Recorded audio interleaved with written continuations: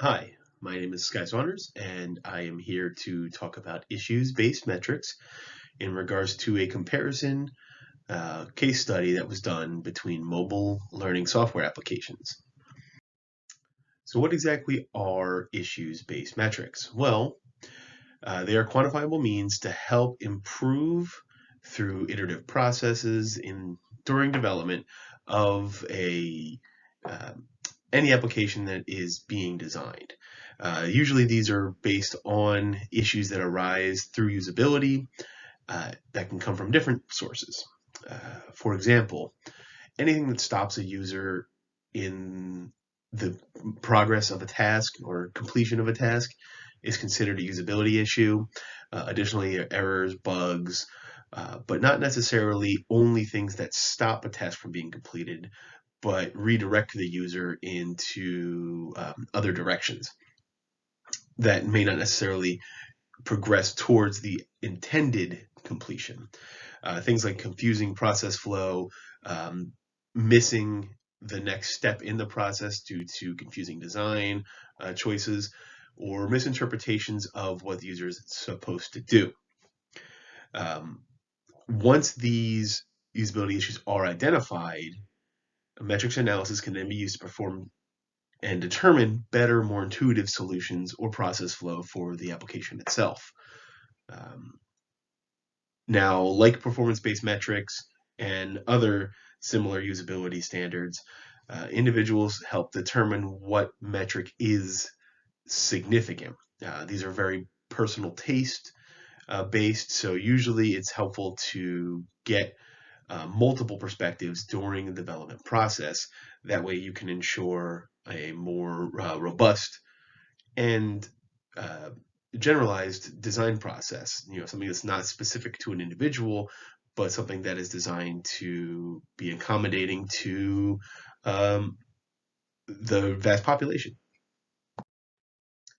For this particular case study, there was an investigation into two different types of mobile learning applications. Mobile learning, or M-learning, is a new frontier. It's developing in education. A lot of us have experience through web courses with UCF specifically. There's other software used at other universities called Blackboard. There's opportunities for M-learning with grade school, high school, and everywhere else in the educational sphere. There are differences with mobile learning compared to other computer learning techniques, such as with desktop. These are unique challenges that are only on mobile platforms, and one of them is the ability to be wirelessly connected to anywhere. Desktop learning applications tend to have a hardwire or at least a relatively standard um, connectivity through a wireless router, while an M-learning platform could be used anywhere on the go. There are hardware limitations that come up along with this, such as screen size, interface abilities. Maybe the touchscreens are different. Maybe there are, if someone's not using, there's differences between an iPhone and an Android device impose different software limitations that can be something as large as those two different OSs, but also something as small as the buttons that are available on the mobile device itself. For this case study, it was noted that student performance can be directly impacted by a poor user interface with a mobile learning device. Um, it is critical to ensure that the user experience is refined and as usable as possible because you wouldn't want to have anything but the student's actual performance being graded. You don't want to have a confusing app design mean the difference between a submitted assignment or the access to notes that are only available on, say, the mobile learning device itself. The researchers slash authors for this case study wanted to determine the comparison between two different M-learning models. Model A is software that was based readily on the Blackboard application. They didn't use Blackboard specifically, but developed a quick prototype based on almost one-for-one match to Blackboard's itself. The Model B, which was the developed prototype, was tested using tested against Model A. The prototype itself was based on the Android Software Development Kit SDK guidelines that go out of their way to emphasize an intuitive user experience. This was things such as, icons that are clearly visible, or here's how you design a process flow for completing a simple task. Things like that helped emphasize and mitigate, usability while mitigating user issues that could arise throughout the application process. Here are a couple pictures of the two different models. On the left is Model A, that was the one based on Blackboard, and on the right is Model B, which was the tested prototype. As you can see immediately, there are significant differences in the user interface.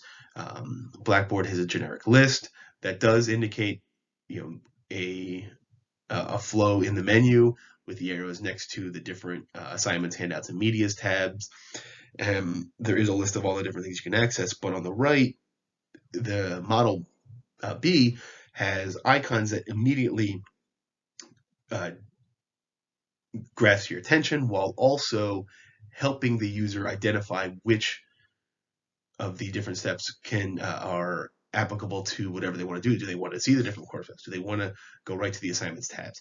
These are things that are highlighted by the icons themselves that help reduce confusion while increasing the likelihood that a user can complete the intended task. So for testing the hypothesis, the researchers broke down their hypothesis that Model B would perform at or better than Model A by breaking it down into subcategories. The 4 subcategories identified were ease of use, user satisfaction, attractiveness, and learnability. I believe ease of use, that a lot of these are self-explanatory, except possibly for learnability, which was more as an intended repeat user metric. The easier it is to learn how to use the software, the faster people will be. So for attractiveness, of course, the authors did identify that this is a much more subjective metric compared to the other 3, as this is entirely based on user taste.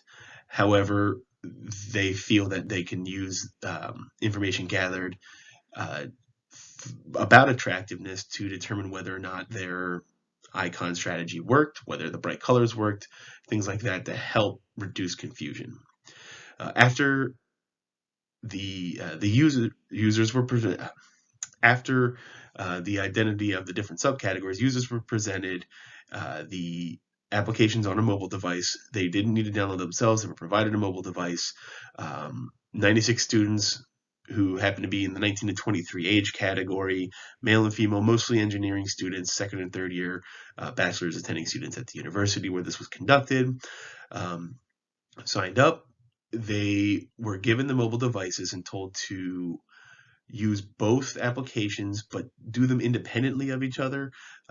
Try to complete tasks in one, then try to complete a similar task in another, but not necessarily use them both at the same time, perhaps give yourself some time between the two, but mostly to emphasize in data collection methods, trying to be as independent as possible to reduce statistical insignificant data. Once the 96 students had completed the trial run of using the 2 different mobile applications, they were presented a survey with a bunch of questions on there set into a Likert scale, with 1 being very easy to use, with 5 being very hard to use on the scale for those 4 different categories. And then a heuristic analysis was performed on the survey question responses. After the data was collected, the researchers performed a t-test and an f-test to determine how statistically significant the data was, and then afterwards compared that to a Pearson and Spearman correlation coefficients calculated to help negate the null hypothesis. Additionally, this data was used to see how independent the survey responses were between the two different models, to ensure that there was a lot less blending in the users' minds between the use of the two different models. You want to help reduce the fact that you're asking participants to remember the overall experience between the two, while also recalling specifics at 4 different subcategories. So the more you're able to independentsize the data, the more relevant the data acquired is. So first off, here are the statistical means for both model A and B, as well as the standard deviations between the two in the 4 different subcategories. If you notice, with ease of use, user satisfaction, attractiveness, and learnability, model B mean was lower than all model A means. This indicates that model B performs better than model A. Not necessarily proves it, but it does indicate that. While also the standard deviation for model B was a smaller number than for model A, which also indicates that model B, the answers towards the model B provided by the users was much more consistent. This overall is pretty good indication that reducing usability issues during the development cycle will help to increase user satisfaction, abilities, and make the app itself perform better. Now, given regards, because the scale was from 1 to 5, with 1 being very easy to use and 5 being very hard to use, a lower number is a quote-unquote better number. Continuing on, here's the paired t-test and the paired f-test performed by the researchers. This was done to help determine whether the data itself was statistically significant, to help negate the null hypothesis. The null hypothesis is the idea that your data between 2 different groups is not statistically significant, that it could just be chalked up to sampling or experimental error. But because the data found for each of the different, the p-values found for the t-tests and the f-tests were found to be above the usually industrial standard of 0.05 threshold, that the data itself was likely to be statistically significant. Now, these numbers are a little bit larger than you normally would see, but that part of that has to do with the smaller sample size of only 96 students. Then each of the different hypotheses, with in this case, H5 is the general case, which is just a average between the other 4. The Pearson and Spearman correlation coefficients were calculated. This is to help identify the how independent the data is. If you notice, in this particular case, the p-value is much closer to the threshold for all of the different coefficients, and with attractiveness being below the threshold. This helps to indicate that the data itself is likely independent between the ease of use, user satisfaction, learnability, and general case. The studies, but because they're closer to the threshold, the users who rated model A higher tended to rate model B higher as well for each of those different categories. The only one that stands out is attractiveness, but because attractiveness is such a subjective measure, you really can't say that the two are dependent on each other. This is, again, personal taste, so likely that those were the independent values themselves. So, for conclusion, the data acquired was affected by the small sample size of 96. As you can see, especially with the t-test, f-test, and the Pearson and Spearman coefficients, there was a trend towards independence in the data, but not a conclusive trend, as well as enough information to help negate the null hypothesis. But this is something that you would need to have a larger sample size to truly conclude. Um, but overall, the data still indicated that Model B was performing better at those individual metrics than Model A was.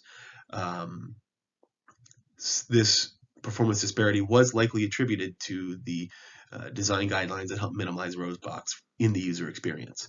Again, the less issues a user faces, the more likely they are to be satisfied with the product, while also more likely to repeatedly use a product towards task completion, and less likely they are to be confused and are able to familiarize themselves with the product themselves. Avoiding usability issues, users tend to enjoy the experience more. This is an effective approach for engineers because the more diverse perspectives you acquire in the design process, the more generalized you can make an application. You really do want to get end users' opinion of experience when you're designing hardware or software. For an example, one that applies to my professional experience. Whenever I'm designing tooling or hardware that technicians will be using on the floor for the shop, it is